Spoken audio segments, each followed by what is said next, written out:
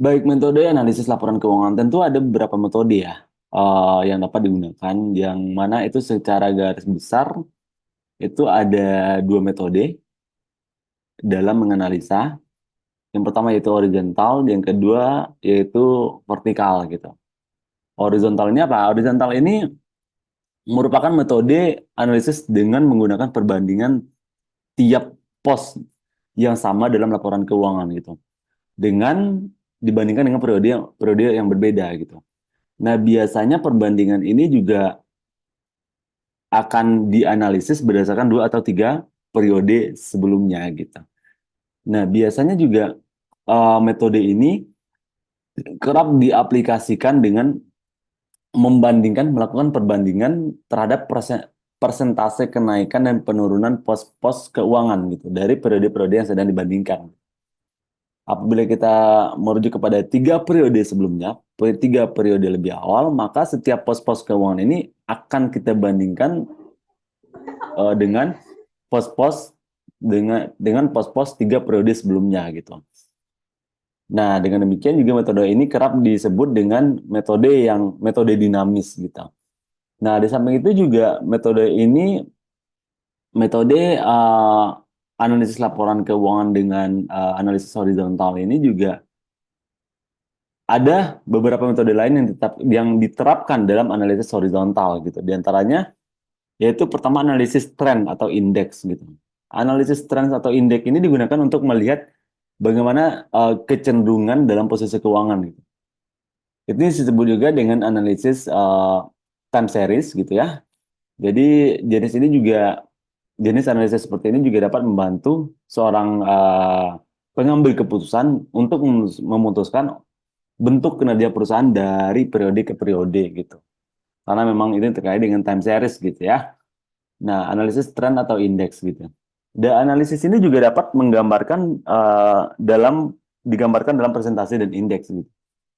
Nah, gambaran-gambaran ini dilakukan untuk melakukan analisis membandingkan laporan-laporan lebih dari dua periode sebelumnya gitu.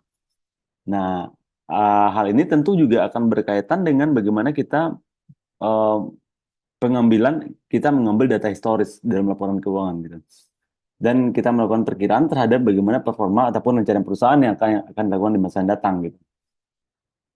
Eh, jadi salah satu cara yang cukup populer dalam mengerjakan analisis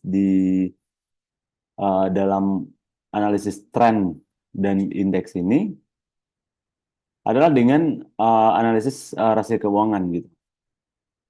Contoh paling umum adalah itu mungkin saudara-saudara pernah mendengar ini apabila saudara sudah belajar MK1 dan MK2 ya. Itu eh, ada rasio yang paling umum yaitu di antaranya pertama rasio likuiditas atau yang kedua rasio profitabilitas, rasio efisiensi, dan tentu terakhir itu adanya rasio stabilitas gitu. Jadi metode ini diperoleh dari indeks-indeks laporan keuangan yang dipilih menjadi tahun dasarnya gitu. Nah, umumnya sebenarnya pada tahun dasar yang diterapkan ini apa ya ditandai sebagai sebuah indeks 100% gitu. Jadi metode tren serta indeks pada laporan keuangan ini juga dapat ditentukan dalam beberapa langkah gitu. Dan selanjutnya itu analisis sumber dan modal kerja gitu. Analisis sumber dan modal kerja. Jadi teknik dari analisis laporan keuangan ini umum dipakai bila ingin mencari tahun sumber serta alokasi modal perusahaan gitu. Sekaligus hal tersebut menjadi salah satu faktor yang memberikan pengaruh saat terjadinya perubahan nantinya gitu. Itu analisis sumber dan modal kerjanya gitu. Terus ada analisis perubahan laba kotor gitu. Biasanya metode ini digunakan ketika perusahaan ingin mencari tahu faktor penyebab dalam perubahan laba kotor dari periode ke periode lainnya gitu. Terus adanya analisis sumber dan penggunaan kas gitu. Jadi laba kotor dan analisis sumber dan perubahan kas. Analisis ini biasanya dipakai ketika perusahaan ingin mencari tahu kondisi kas gitu. Sekaligus sama seperti analisis perubahan lembab kotor, ini juga menjadi faktor penyebab adanya perubahan dalam kas, tentunya dalam periode tertentu gitu. Kalau tadi menjadi faktor penyebab dalam perubahan laba kotor, kalau yang untuk analisis sumber dan penggunaan kas itu terjadi menjadi faktor penyebab menjadi faktor penyebab adanya perubahan dalam kas pada suatu periode tertentu gitu. Nah, setelah itu kita masuk ke dalam analisis vertikal. Setelah kita membahas analisis horizontal gitu ya tadi ya. Analisis vertikal dalam analisis vertikal ini eh, analisis ini kerap dipakai ketika melakukan perbandingan terhadap pos keuangan berbeda di suatu laporan yang sama di periode yang sama pula gitu. Gitu. Itu perbedaannya. Jadi analisis ini dipakai ketika ingin melakukan perbandingan terhadap pos-pos keuangan yang berbeda di satu laporan yang sama dan di periode yang sama pula gitu. Metode ini juga biasanya eh, biasanya disebut dengan istilah itu metode statis gitu. Disebut metode statis. Nah, sama seperti analisis horizontal, analisis vertikal ini atau metode statis ini, metode ini ya, vertikal itu juga apa ya, dibagi dalam beberapa kategori juga itu. Yang pertama adanya analisis common size gitu. Analisis common size ini kayak eh, sebuah analisis yang bekerja dengan memperbandingkan pos-pos di laporan keuangan itu berdasarkan presentase di suatu periode tertentu gitu. Nah, laporan keuangan ini juga akan dianalisis yang umumnya ialah itu laporan neraca dan laporan laba rugi gitu. Biasanya itu laporan laba rugi itu akan digambarkan dalam bentuk presentase gitu. Nah, itu biasanya itu analisis common size gitu. Itu terkait dengan neraca dan laporan laba rugi. Dan biasanya laporan laba rugi itu digambarkan dengan persentase gitu. Nah, gambaran laporan dari tiap akun. Jadi gambaran laporan dari tiap akun itu biasanya apa ya dibagi dengan pendapatan nantinya gitu. Sementara gambaran untuk laporan neraca berupa akun-akun akun-akun yang ada pada neraca itu dibandingkan dengan seluruh total asetnya gitu. Itu berbedanya dengan laba rugi gitu. Sedang gini saya ulangi, laporan laba rugi itu gambarannya itu akun-akun yang terdapat dalam laporan laba rugi itu dibagi dengan pendapatan nantinya. Sedangkan pada neraca gitu, akun-akun yang terdapat pada neraca itu dibandingkan dengan seluruh total aset nantinya gitu. Terus yang kedua masuk pada analisis break even gitu. Break even. Break even ini mungkin sudah biasa ya untuk saudara-saudara dengar gitu. Apabila mungkin saudara-saudara ada yang bergelut di dunia usaha, dunia bisnis itu udah hal-hal yang sangat tidak sesuatu yang baru mungkin bagi pelaku bisnis gitu ya. Karena break even artinya ya titik impas gitu ya. Kalau bahasa bahasa kita, bahasa Minangnya itu balik modal gitu. Jadi benar itu break even itu adalah balik modal benar gitu. Titik impas gitu. Jadi mungkin saudara mungkin di dunia usaha misalkan gitu kan, wah ini saya mau rencana mau buka usaha gitu, cuman saya belum belum ketemu itu titik ininya break even point-nya gitu. Padahal kalau dalam bahasa sederhananya itu ya kita belum balik modal gitu. Itu sih gitu untuk break even point gitu. Analisis titik impasse atau break even gitu. Analisis ini merupakan analisis yang biasanya atau kerap dipakai dalam menetapkan tingkat pendapatan yang harus diraih gitu oleh perusahaan gitu. Artinya apa? Artinya misalkan apabila kita running perusahaan ya, anggap aja kalian itu saudara memiliki satu perusahaan yang baru. Tentu dengan perusahaan tersebut akan memberikan standar ataupun indikator apa saja yang harus dicapai setiap bulannya gitu. Misalkan saudara mengeluarkan uang sebanyak A gitu. Misalkan saudara itu menetapkan titik impas atau break-even point-nya itu selama 1 tahun gitu.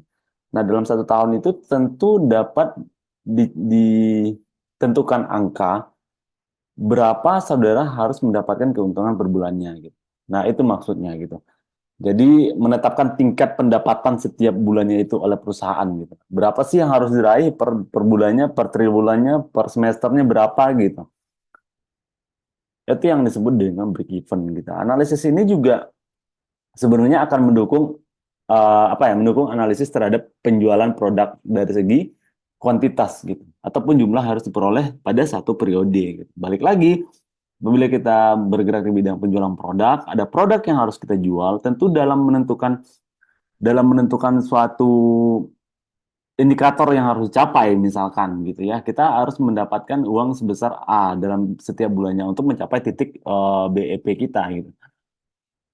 BEP-nya di titik ini, dan tentu setelah dicari angkanya eh, ditetapkan angka yang harus dicapai setiap bulannya 10 gitu. Nah, dalam mencapai angka 10 ini tentu perusahaan itu mempunyai strategi bagaimana mereka menjual menjual produk dari segi, misalkan kita lihat dari segi kuantitasnya. Kuantitas itu merupakan jumlah gitu. Berapa jumlah produk yang harusnya kita jual setiap bulannya agar mendapatkan poin 10 gitu. Ataupun jumlah yang harus diperoleh dalam satu periode itu berapa total keseluruhannya gitu. Nah, itu alasan disebut bahwasanya analisis dari break even point ini akan menentukan juga terhadap bagaimana perusahaan itu menjual produk gitu. Dari segi kuantitas gitu ya. Dan berapa jumlah yang harus mereka peroleh dari setiap periodenya gitu. Nah, tujuan ini juga memiliki tujuan apa ya? Tujuan yang sangat cukup fundamental, yaitu bagaimana hal ini dapat mendorong pemilik perusahaan dalam pengambilan keputusan strategis dalam berbisnis gitu. Nah, tentunya apabila itu dilakukan, maka hal ini akan berujung pada perolehan keuntungan sekaligus dapat meminimalisir risiko rugi gitu. Nah, itu gunanya analisis break even ini, break even point, BEP gitu ya. Nah, setelah itu masuk ke dalam analisis rasio keuangan.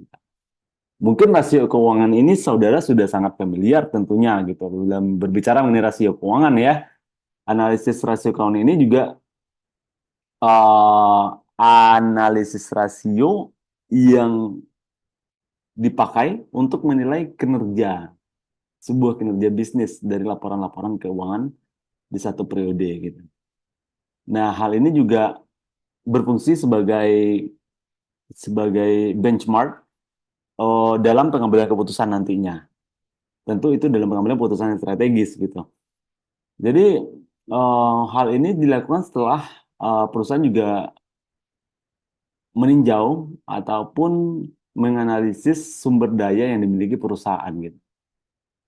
Nah, apa aja itu indikatornya gitu untuk melakukan apa ya, analisis rasio keuangan ini gitu. Ya seperti saya mention sebelumnya, yang pertama itu adalah rasio likuiditas gitu.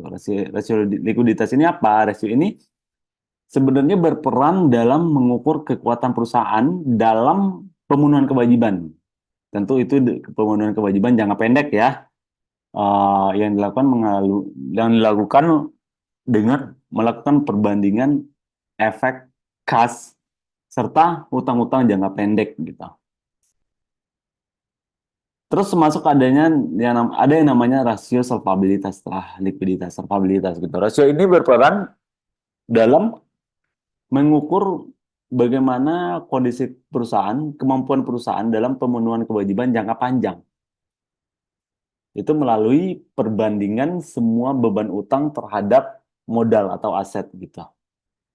Beda dengan likuiditas ya, yang tentunya itu jangka pendek dan itu gampang aja itu melakukan perbandingan melalui efek kas serta utang-utang yang terdapat pada perusahaan dalam jangka waktu 12 bulan kurang kurang dari 12 bulan gitu. Sedangkan untuk rasio solvabilitas, rasio ini berperan untuk melakukan perbandingan bagaimana kekuatan atau kemampuan perusahaan memenuhi kewajiban ataupun hutang dalam jangka panjang gitu. Jadi sudah jelas itu ya, cukup clear itu dengan apa ya? Dengan melakukan perbandingan terhadap beban utang dengan modal ataupun aset gitu. Terus likuiditas, solvabilitas, ada yang namanya profitabilitas gitu. Profitabilitas yaitu profit ya, udah jelas itu profit itu, untung gitu, untung. Jadi rasio ini juga berperan dalam bagaimana perusahaan itu mengukur kemampuannya dalam perolehan laba gitu. Dan ini tentu berkaitan dengan nilai aktiva, penjualan serta modal nantinya gitu. Dan selanjutnya ada rasio aktivitas. Rasio aktivitas ini tentu dilakukan ataupun dilaksanakan dalam menentukan aktivitas. Jadi menentukan aktivitas dan efektivitas perusahaan gitu.